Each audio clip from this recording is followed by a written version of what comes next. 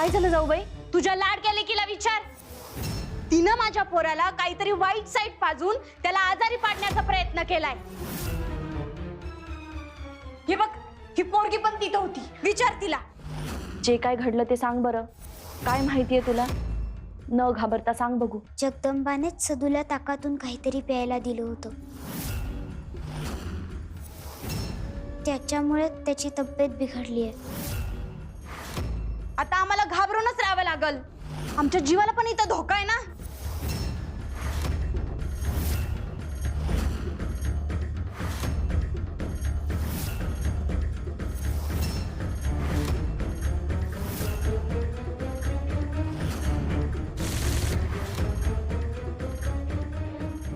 उमा, काय झालं ग? आई का चिडले? जगदंबा, अगं तू सदूला ताक पाजलंस हे मला सांगावं लागलं ग. गंगाई काकूने मला शपथ घातली होती. मला क्षमा कर ग. ठीक आहे ग, तुझी चूक नाहीये, पण आई चिडली असेल माझ्यावर. मला तिची समजूत काढायला हवी.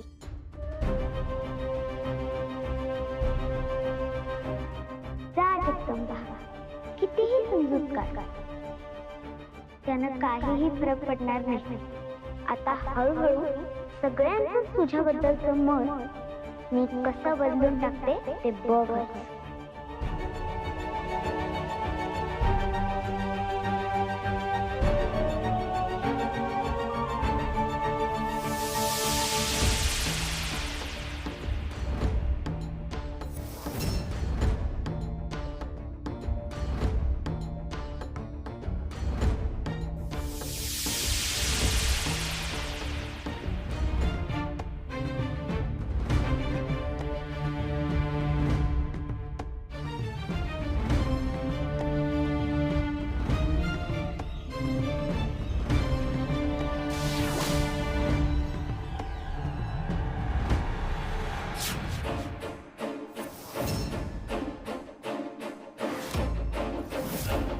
हे काय? कुठं आले म्या? बाया देवयाने मला मोक्ष दिला का काय? म्या मरून इंद्राच्या दरबारात आले. पर हे काय? कोणाचं माल या? चल लवकर, असुर नरेशांनी आपल्याला बोलवलंय. होय, चल लवकर, नाहीतर असुर नरेश महिषासूर आपली मानच उडवतील. असुर नरेश महिषासूर? मी त्यांच्या मालात आले का काय? हे तर त्यांचीच सैनिक दिसतंय. आता यांना मी दिसले तर संपलंच समज.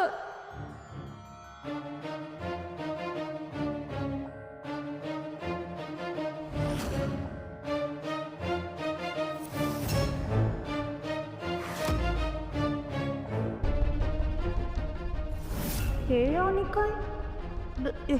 हे असे इथून निघून कसं गेले? यांना मी दिसले कशी नाही?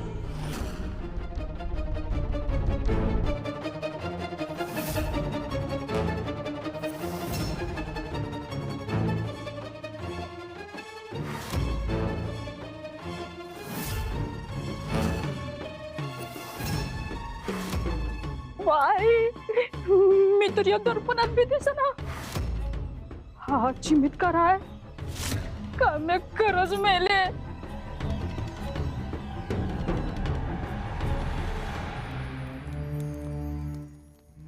आई,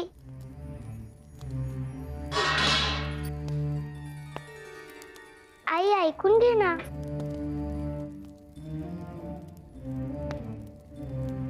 आई, मला तुझ्याशी काहीतरी बोलायचंय.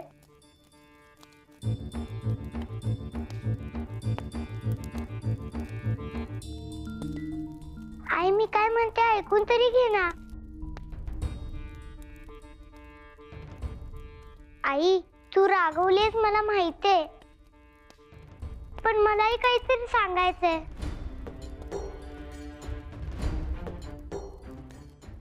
आई, ऐकून तरी घे ना. आई, मी काही चुकीचं वागले नाहीये. काहीच चुकीचं वागली नाहीयेस तू. तूच सदूला ते ताक प्यायला दिलंस नव. त्या त्यात काहीतरी होतं ना? मला खरं खरं सांगा जगदंबा. हे बघ, आई आहे हा मी तुझी. माझ्याशी खोटं बोलायचा प्रयत्न केलास तर बघ. मी आईशी कधीच खोटं बोलू शकत नाही. खरं काय आहे ते तिला सांगावं लागेल, पण सध्या तरी मी तिला सगळं खरं सांगू शकत नाही. काय करू? आता कसला विचार करतेस? माझ्या प्रश्नाचं उत्तर दे. तूच त्याला ताकद काहीतरी दिलं होतंस का? हो. हेच म्हणूनच चिडले होते मी तुझ्यावर. तू असं वागशील असं वाटलं नव्हतं मला जगदंबा. अगं तो तुझा चुलत भाऊ आहे. त्याला काही झालं असतं तर? आई अगं ऐकून घे ना. काही बोलू नगस. आधी जा सदूची आणि काकूची जाऊन माफी माग. आई अगं काही ऐकतच नाहीयेस तू माझं. ते ताक मी त्याला दिलं कारण मी तुला काय सांगितलं ते कळतंय ना?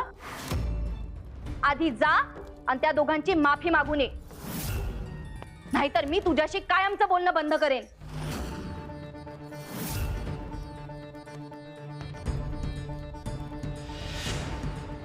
आई अशी रागवू नकोस ना माझ्यावर. तुझा राग घालवण्यासाठी मी काही करेन, पण तू माझ्याशी बोलणं बंद नको करू.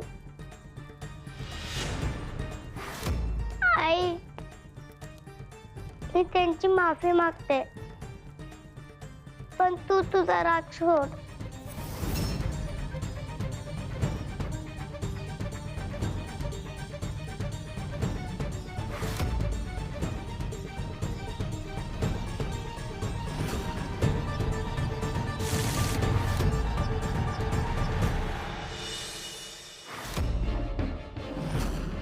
अरे देवा, मी खरंच महिषासुरांच्या राज्यात आले का काय?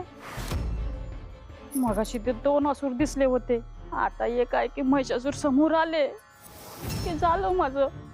त्या असुरी बाईपासून देवी आईकडे प्रार्थना केली. देवी आईने मला असुरांच्याच राज्यात धाडलं. देवी आई, काय अर्थ आहे याला? तू एक दासी आहेस.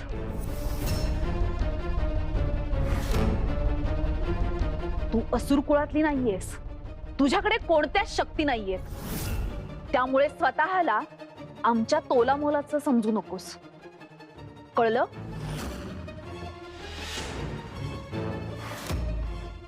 हो सम्राज्ञी. आम्ही तुला त्या अंधार कोठडीतून सोडवून आणलं कारण त्या पाठीमागे आमचा स्वार्थ आहे. आमच्या छबीवंश या आणि इथं काय करतायत? ही बया तर आता घरी असायला हवी होती. सम्राज्ञी, तुम्ही मला त्या कोठडीतून सोडवलं, तुमचे उपकार आहेत माझ्यावर. आणि मला मला याचीही जाणीव आहे की मी एक सामान्य स्त्री आहे. तुमच्यासाठी मी काहीही करायला तयार आहे. मी त्या कोठडीत किती काळ होते हे कळेल का मला? आता मकर संक्रमणाचा काळ सुरू आहे. मग बघ. मकर संक्रमण आमच्या इथं तर वर्ष ऋतू होऊन गेला. बया, म्हणजे मी 8 महिन्याच्या आधीच्या काळात पोचले का काय? आणि ही जी बाई माझ्या घरात शिरली आहे, ही असुर कुळातली असुरी नसून एक सर्वसामान्य स्त्री आहे जी असुरांची दासी आहे. आणि तिच्यात कुठली बी शक्ती नाही. दैत्यमातांनी सांगितलं म्हणून आम्ही तुला सोडतो आहे मनोरमा. हिचं खरं नाव मनोरमा आहे तर. पण त्या बदल्यात तुला त्या जगदंबावर नजर ठेवायला जावं लागेल.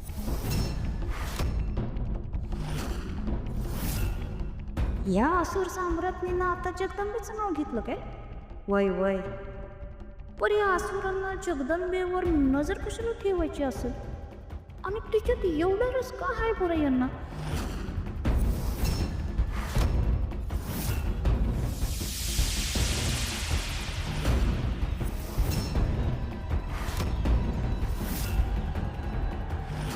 देवी आई, तुम्हाला त्या बाईचं खरं रूप दावलंस. तिचं खरं नाव, ती कशा पायी इथं आल्या ते बी कळलं. ती बाई जगदंबासाठी इथं आल्या.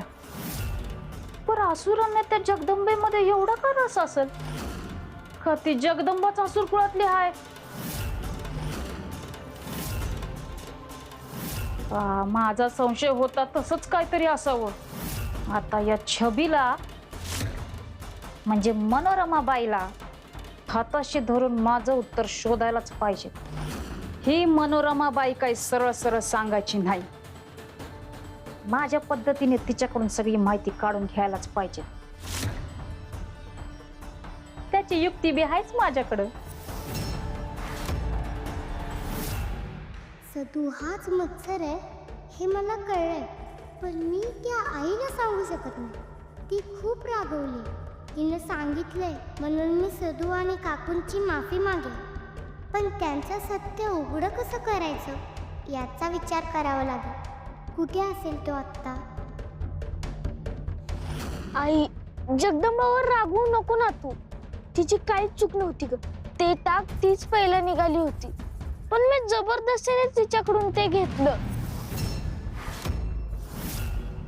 तिची बाजू घेऊन बोलतोयस ना तू? नाही ग, खरंच. इथे आल्यापासून मला वाटतंय आपण त्या सगळ्यांची जरा वेडवाकडंच वागलो. घराची वाटणी मागितलीच, पण ते जगदंबाला पण मागितलं. तिला आपला राग येणारच ना ग, मला पण आला असता.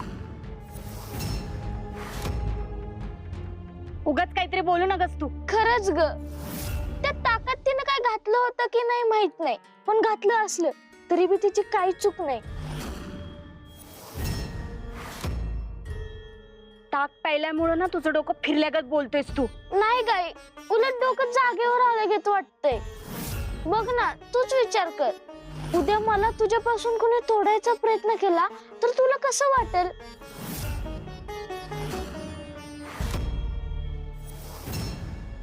मला पण वाईट वाटेलच ना, राग येईलच ना.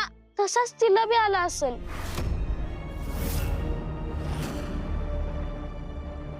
तुला माझ्यापासून ना कोणी बी दूर करू शकत नाही. तू उगाच काहीतरी खुळ्यागत बोलू नकस.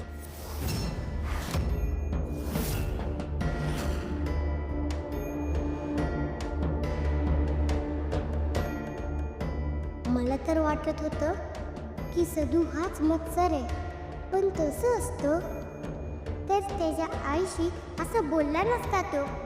मी समोर नसताना त्यानं माझी बाजू घेतली नसती. म्हणजे तो मनापासून बोलतो. त्या ताकाचा परिणामही आता राहिला नसेल. म्हणजे सदू हा मत्सर नाही, पण मग मत्सर आहे तरी कोण?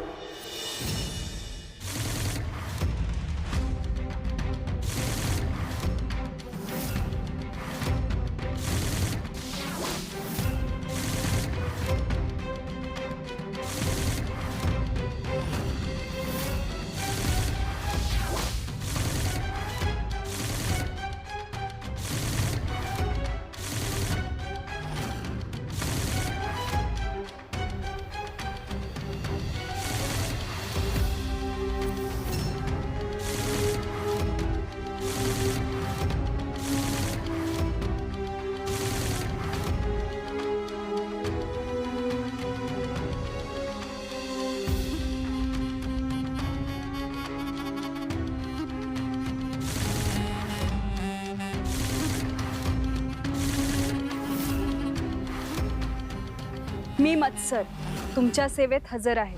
बोला साम्राज्ञी, माझ्यावर कोणती कामगिरी सोपवण्यात आली आहे? तुला जगदंबाचा अंत करायचाय, पण या रूपामध्ये नाही. तुळजाच्या अत्यंत खास असलेल्या व्यक्तीच्या रूपामध्ये तुला जायचंय.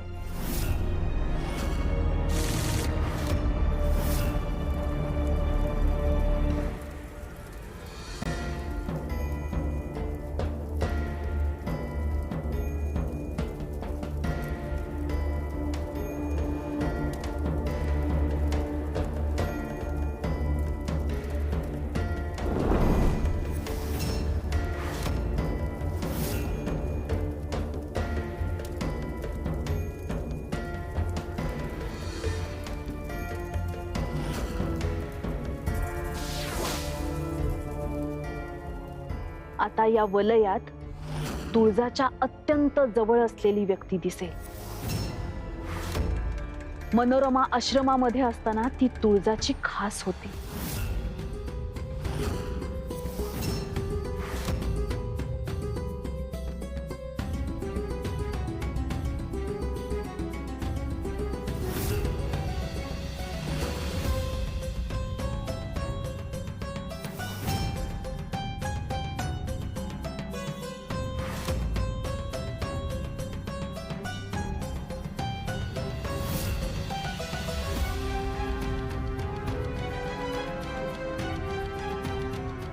हीच ती उमा. तुला हिचंच रूप घेऊन तिकडे जायचंय.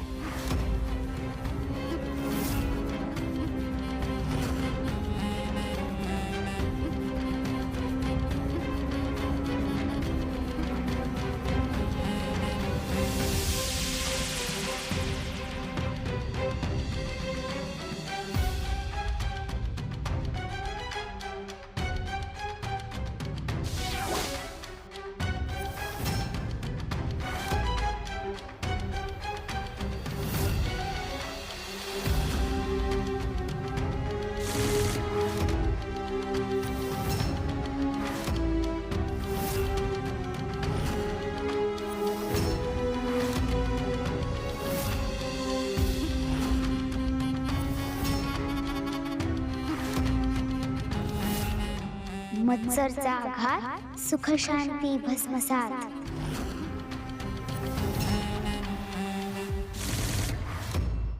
मी कैलासावर महादेवांना भेटायला गेलो असताना इथं एवढं सगळं घडून गेलं. हो ना, हे रिपूरचं संकट संपतच नाही. हे संकट रोखण्यासाठी एकदा तुळजाईनं खूप मोठी किंमत मोजलीये. यावेळी मला तिला त्रास होऊन द्यायचा नाहीये. पण देवी, यावेळेचा रिपू नेमका कोण आहे तेही कळत नाहीये ना. हो ना, सावजी काका, अंजना काकू तर रिपू नाहीयेत. सदूवरच मला संशय होता, पण तो आता मी समोर नसताना हे माझी बाजू घेऊन बोलतोय, त्यामुळे तो सुद्धा रिपू नाही अशी खात्री झाली आहे माझी. पण देवी, तुम्हाला तशी खात्री होण्यासाठीच तो हे नाटक करत नसेल कशावरून. त्यानंच तो माठ फोडला आणि त्यातील पवित्र पाणी असलेलं ताक प्यायल्यावर त्याला त्रास झाला असं तुम्हीच म्हणाला होता ना. हो, पण मी समोर नसताना तो माझी बाजू कशाला घेईन मग. अंजना काकू स्वतःच माझ्या विरोधात बोलत होती, तर उलट तो तिला आणखी भडकवू शकला असता. मला तर वाटतंय ते ताक त्याच्या पोटात गेलं ना, तेव्हा त्याच्यातल्या पवित्र पाण्याचा परिणाम त्याच्यावर झाला आणि मच्छरची छाया त्याच्यावर पडली होती, ती निघून गेली किंवा कमी झाली. म्हणूनच तो माझ्याबद्दल एवढं चांगलं बोलत होता. पण देवी, तुम्ही म्हणाला होता सावजी आणि अंजना या दोघांनीही त्यातलं पाणी आधीच प्यायलं होतं, मग त्यांना कसा काही फरक नाही पडला. अहो, लहान मुलांमध्ये मच्छरची भावना कमीच असते असं मला तुळजाई म्हणाली होती. हे खरं आहे. लहान मुलं खरंच निरागस असतात, त्यांना मितूपणाची बाधा झालेली नसते. सदूवर पडलेला मच्छरचा प्रभाव त्या ताकामुळे निघून गेला. पण मग त्याला त्रास कशामुळे झाला. याचा अर्थ स्पष्ट आहे. मच्छर आजूबाजूला कुठेतरी आहे. बहुतेक सदूवर माझा संशय टिकून राहावा म्हणून त्याने सदूवर हल्ला केला असतो. हो देवी, हे पण शक्य आहे. पण मग मत्सर नक्की आहे तरी कोण.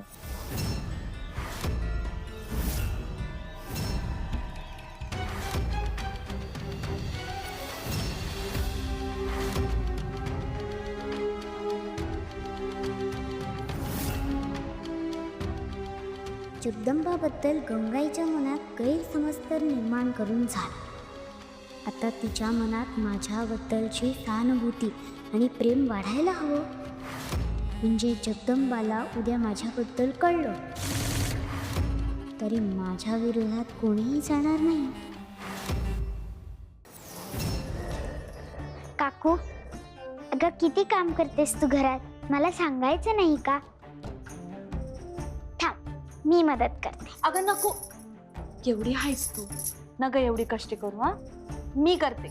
करू दे ना काकू मला मदत. मला हे सगळं शिकून घ्यायचंय.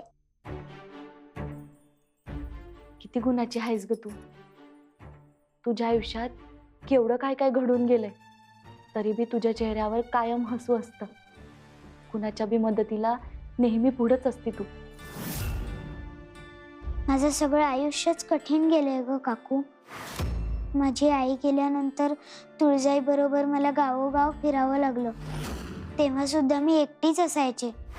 कुटीमध्ये एकटी बसून असायचे.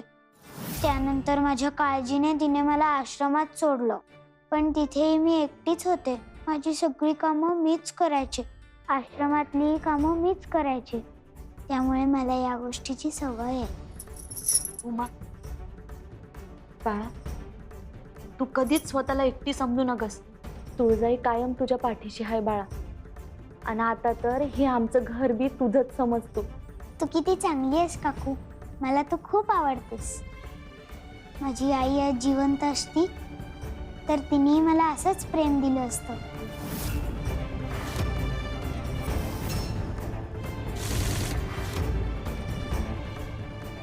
जगदंबा, संपले तुझे अवतार कार्य.